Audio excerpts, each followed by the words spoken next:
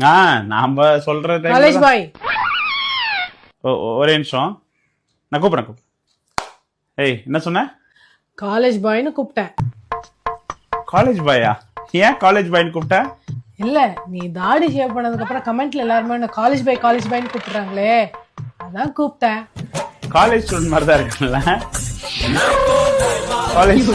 College பாய் மாதிரி இருக்க அப்படியே தெரியுது. எனக்கே அப்படிதான் ஃபீல் ஆச்சு. ஓஹோ, ஆமா, இப்ப நீ சொன்னோன்னு எனக்கே ஃபீல் ஆகுது. என்ன சொன்ன? காலேஜ் ஸ்டூடெண்ட் மாதிரி இருக்கேன்னு சொன்னேன்ப்பா. வெறும் தாடி எடுத்ததுக்கே நான் காலேஜ் ஸ்டூடெண்ட் மாதிரி இருக்கேன்னு.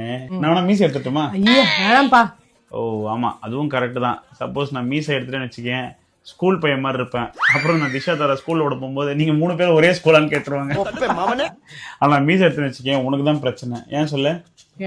நான் சின்ன பையன் மாதிரி தெரிவேன், நீ என்னோட பெரிய பொண்ணு மாதிரி தெரிவேன். அப்புறம் உனக்கு தான் பிரச்சனை. அதனாலதான் சொல்றேன், உனக்கு எதுவும் பிரச்சனை இல்லைல்ல? எனக்கு எதுக்குப்பா பிரச்சனை? நீ தான் எப்பவுமே அழகு. நீ தாடி எடுக்கிறியோ மீசை எடுக்கிறியோ, எப்படி இருந்தாலுமே நீ அழகுதான்டா. புரிஞ்சா சரி.